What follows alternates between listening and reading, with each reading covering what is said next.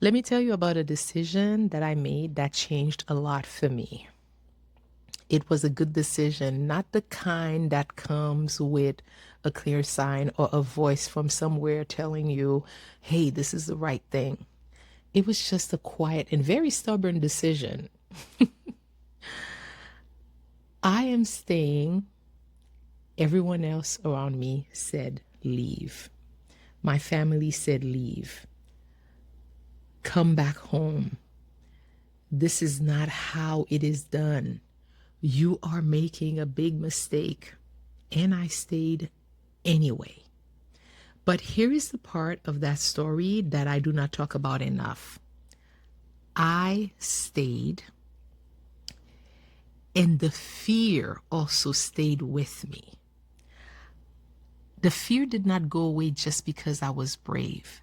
That fear followed me for years. And learning to stop running from it, it was the hardest work that I had ever done. Now, let me take you back to what that time actually looked like. I had made a decision that America was where I wanted to build my life, and it was not a temporary stop. It was not a detour, it was a permanent decision.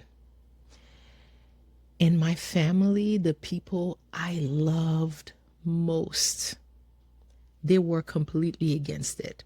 Not because they wanted bad things for me, but because they were afraid for me. And fear in the people who love you, it comes out as a lot of different things. It comes out as anger, it comes out as pressure, it comes out as guilt trip. It comes out as every reason why this will not work delivered by the mouths of people you would do almost anything for. So for 2 years, I was building something that the people I loved the most, they did not believe in. And I had to figure out America, its systems. I had to figure out America's rules. I had to figure out its culture. And I had to do that largely on my own. And not because I had no one, but because the people who were supposed to be in my corner, they were in my corner in every other way except this one. Eventually, they came around, and once they saw the evidence, once they realized that I was really not going back, once they understood that, you know what, this is not a phase for her. And I am grateful for that. But those 2 years of building alone with the weight of their disapproval on top of everything else, it shaped the specific kind of fear that I have been carrying ever since. And I want to talk about what that fear actually looked like, because I think when we talk about immigrant stories, we often talk about courage, we talk about resilience, we talk about the strength that it took to leave everything behind, to start over, to do what we did. We do not talk as much about the fear that was running alongside of all of that. My fear did not look like panic, it looked like hypervigilance. I became very good at reading rooms. I still do. I became very good at knowing who had power and who did not, at figuring out the unspoken rules before anyone else explained them.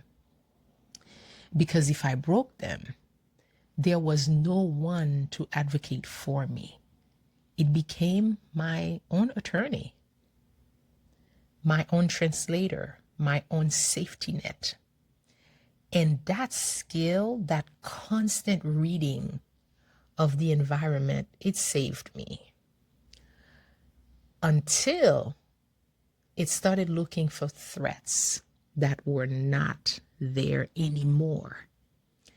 Because The brain that learned to protect you during the hard years, it does not automatically update when the hard years are over. That brain is still scanning. It's still reading the room. It's still preparing your defense. Even in rooms where you are the one who called the meetings, you are the one in charge. And fear does not always announce itself. Sometimes it shows up as perfectionism, as over preparation, as let me just check this one more time, as I am not ready to publish that yet, as the video that sits in your draft folder for 3 weeks because you keep finding one more thing to fix. Now, I want to ask you something honestly. Does any of what I just said sound familiar? Because if it does, I want you to know that this is not a character flaw. There is nothing wrong with you. That is a survival response. And that survival response has outlived its purpose. And here is where my thinking had to change. For a long time, I treated fear like an enemy, something that I had to push through, something sometimes to be ashamed of, something that strong women did not talk about out loud. At 50 years old, I see it completely differently. Fear is actually information. Fear is telling you where the growth is. Every time I have been most afraid, starting this channel, for example, raising my prices, claiming the word strategist, engineer, instead of helper, that is where the actual expansion was waiting. The fear was not a sign that I was wrong. It was a sign that I was close. And here's the thing that nobody talks about in immigrant success stories. We are allowed to be afraid and still show up. The story we tell is always, I was brave, I was strong, I kept going, even when I had nothing. But what we live out is, and I was terrified the whole time. Both of those things were true at the same time. Terrified and showing up anyway. Now that is a story worth telling. Not the fearlessness, the showing up despite the fear. So here is what I've learned to do differently. I stopped to try eliminating that fear before I moved, before I did something. I used to wait until I felt ready, until I felt confident, until the fear was gone before I take the next step. That fear was never gone. That fear was never gone. So if it's never gone, I'm never going to be moving. You know what? Now I move with it. Not through it, not past it, with it. You know when they say do it afraid? That's me now. I acknowledge it. I even thank it sometimes. Thank you, fear. Because it is telling me that what I am about to do, it matters. And then I move anyway. So 3 things that change how I relate to fear. Number 1, I learned to tell the difference between fear of the right thing and fear of everything. Fear of a specific outcome is information that is very valuable to me. Fear of being seen at all, it is old surviving wiring, and old wiring can be updated. So I updated it. Second, I stopped waiting to feel brave before I acted brave. You know the saying, courage is not the absence of fear? Courage is the decision that what you are building it matters more than the comfort of staying small.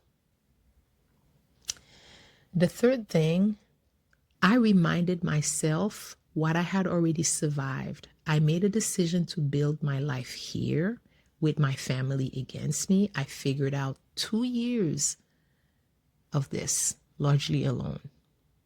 I stayed when every voice that I trusted was telling me to leave, was telling me this is not going to work.